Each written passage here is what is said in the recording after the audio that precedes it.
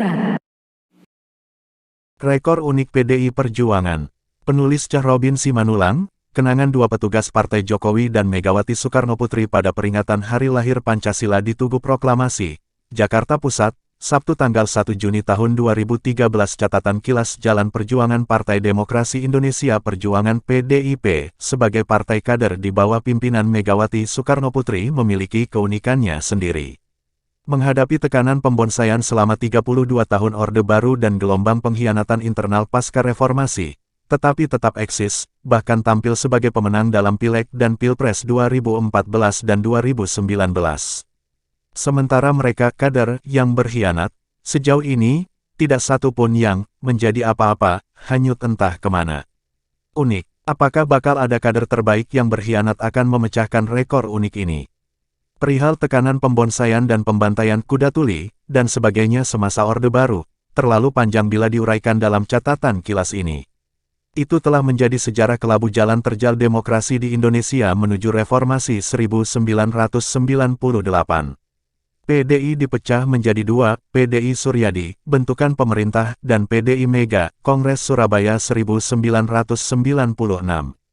Lalu, PDI Mega bermetamorfosa menjadi PDI Perjuangan, tanggal 1 Februari tahun 1999, dan menjadi kekuatan politik pra dan pasca reformasi hingga saat ini.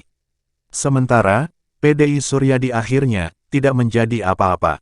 Menjelang pemilu 1999 beberapa elit partai politik negeri ini menggempur PDIP sebagai musuh bersama. Pada masa tenang tahapan pemilu 1999, jutaan spanduk dan tabloid yang menyudutkan PDIP disebar di seantero negeri, bernafas politik fundamentalis Islam.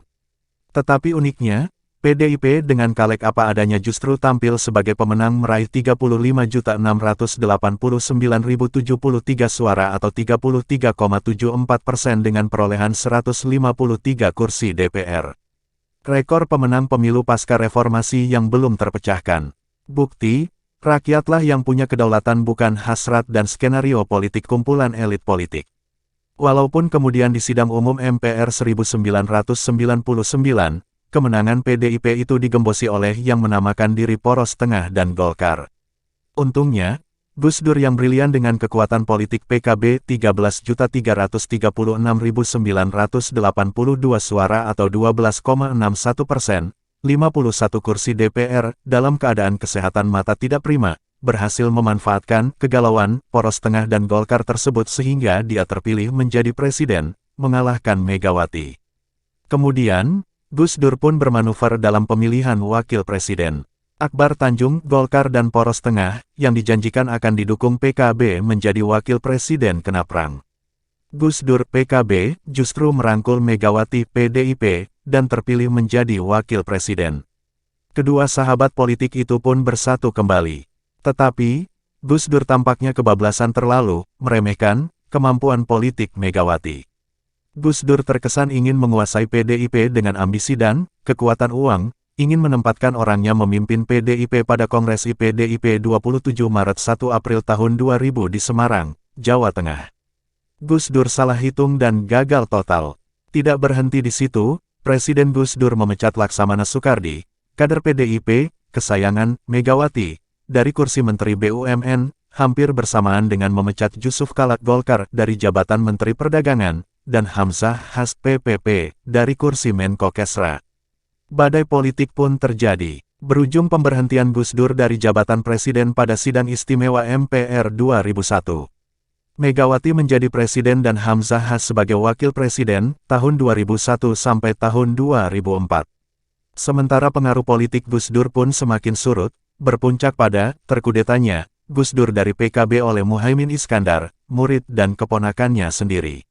Saat itu kondisi ekonomi dan politik Indonesia masih sangat terlalu berat setelah krisis multidimensional 1998. Namun, Megawati berhasil melewatinya dan mulai menstabilkan dan merecovery-nya. Namun, PDIP dan PPP belum terkonsolidasi sebagai partai penguasa. Maklum setelah 32 tahun ditindas Orde Baru. Di samping itu, ada dua menteri kepercayaannya bermanuver, memperang dan mengkhianatinya. Pada pemilu 2004, PDIP melorot ke urutan kedua dengan perolehan suara 21.026.629, 18,53%, memperoleh 109 kursi DPR, 19,82%, diungguli Partai Golkar 24.480.757 suara, 21,58%, dan 127 kursi DPR, 23,09%. Kemudian, dalam Pilpres 2004 dan 2009, Megawati pun dikalahkan SBY. Tetapi hal itu adalah tantangan eksternal PDIP. Keunikan yang ingin dicatat dalam kolom ini adalah pembelotan atau pengkhianatan kader internal PDIP sendiri. Gelombang pengkhianatan kader PDIP terbesar pada era reformasi terjadi pada tahun 2005. Tepatnya, pada Kongres PDIP 2005 sekelompok kader, di antaranya Laksamana Soekardi dan Roy B.B. Janis, yang disokong Arifin Panigoro menentang pemberian hak istimewa prerogatif kepada Ketua Umum Partai dan lalu mendirikan Partai Demokrasi Pembaruan PDP, yang mengambil sistem kepemimpinan kolektif berjumlah 35 orang. PDP sempat ikut pemilu 2009, tapi hanya memperoleh 896.660 suara, 0,86%. Partai ini pun kemudian terpecah dua, yakni kubu Laksamana Soekardi dan kubu Roy B.B. Janis, dan tidak menjadi apa-apa lagi. Demikian juga beberapa partai yang sempat berdiri bernafas berakar, berlatar PNI, Marhen, PDI dan PDIP, sejauh ini juga tidak ada yang berjaya. Umumnya layu sebelum berkembang, tidak menjadi apa-apa. Demikian juga kader-kader PDIP pembelot lainnya.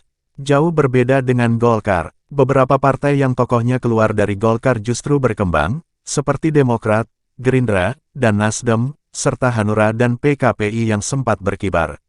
Itulah keunikan dan keistimewaan PDI Perjuangan di bawah pimpinan Megawati Soekarnoputri.